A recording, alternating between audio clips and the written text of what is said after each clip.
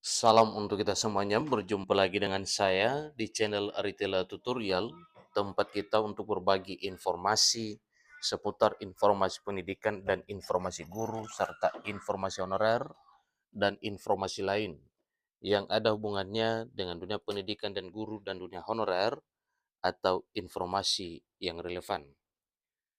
Pada pertemuan ini, saya menyapa Bapak Ibu honorer Sanair yang selalu setia melaksanakan tugas tanpa mengenal lelah dalam melaksanakan kegiatan pelayanan publik di instansi pemerintah pusat, demikian dengan instansi pemerintah daerah. Saya yakin bahwa Bapak Ibu honorer selalu semangat dan selalu dalam keadaan sehat walafiat. Informasi terkini saya sarankan kepada Bapak Ibu, sebagaimana dimuat oleh jpnet.com bahwa pengangkatan P3K 2024 bukan cuma honorer terdata BKN yang tercecer harus diselamatkan.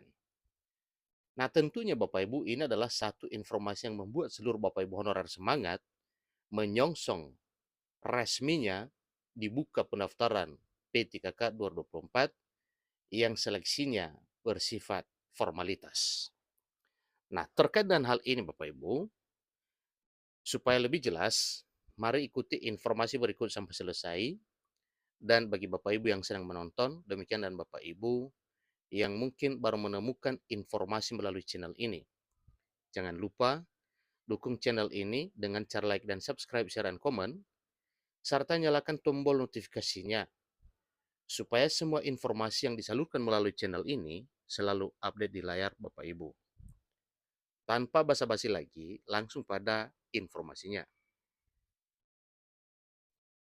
jpnet.com Jakarta memuat informasi terkini terkait dengan harapan yang sedang dinantikan oleh seluruh honorer setanah air Indonesia, baik yang sudah terdata dalam database BKN, demikian dengan Bapak Ibu honorer yang belum terdata di database BKN atau honorer tercecer. Usulan formasi P3K 2024 untuk tenaga kependidikan atau tendik sangat minim. Bahkan ada daerah yang tidak mengajukan sama sekali. Kondisi tersebut membuat jumlah honorer tendik yang tidak terakomodasi tahun ini makin banyak. Sekjen DPP Forum Honorer Non-Kategori 2 Indonesia FHNK2I Tendik Herlambang Susanto mengungkapkan, mereka telah melakukan pendekatan kepada masing-masing pemerintah daerah atau Pemda.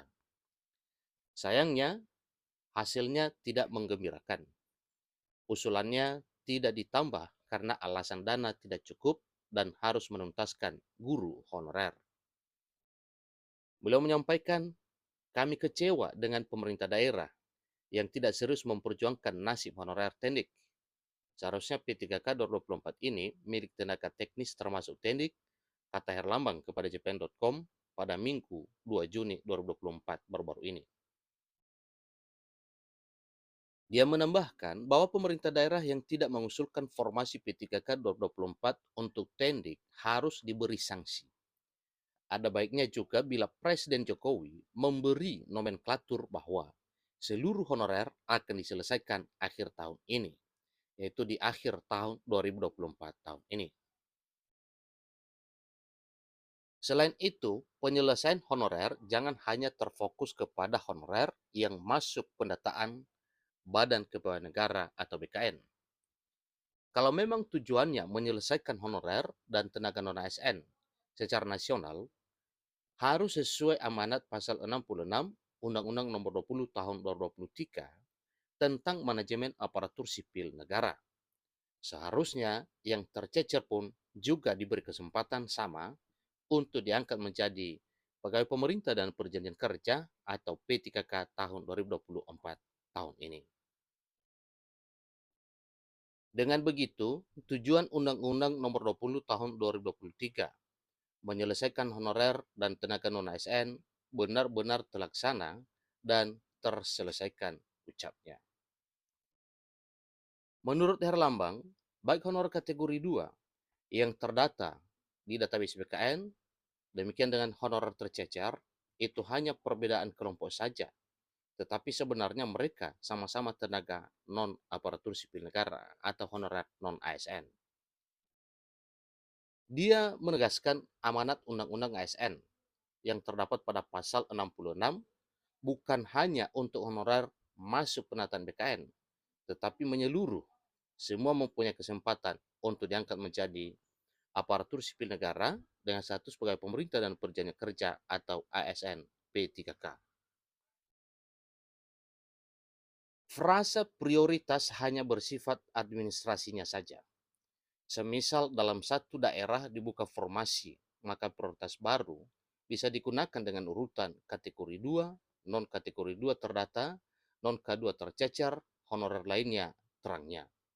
Dan ini adalah suatu hal yang wajar kalau dikeluhkan dan disampaikan kepada pemerintah karena memang honorer yang sudah terdaftar dalam database BKN.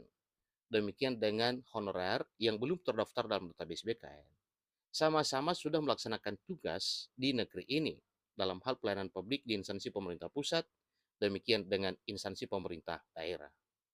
Karena pada saat pendataan pada tahun 2020 yang lalu, ada syarat tertentu yang mengganjal sehingga tidak semua honorer bisa terdaftar dalam database Badan Kepegawaian Negara atau BKN. Contohnya saja para honorer di bidang pendidikan, yaitu honorer tenaga kependidikan atau tendik, ya, di mana mereka diganjal oleh background pendidikan yang hanya mungkin lulusan SD, SMP, atau SMA. Sementara syarat untuk pendataan wajib S1 misalnya. Maka jelas demikian bahwa itu menjadi satu ganjalan kepada Bapak Ibu honorer yang sudah benar-benar mengabdi tetapi tidak bisa terdata di database BKN. Semoga saja harapan seluruh honorer bisa terkabul di tahun 2024 tahun ini.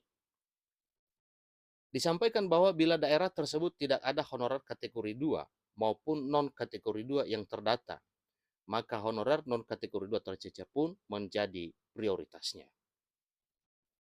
Herlambang mengungkapkan, jika pemerintah pusat memprioritaskan honorer yang terdata, lalu apa hasilnya dari langkah pemerintah pusat untuk mendesak daerah dalam mengusulkan honorernya?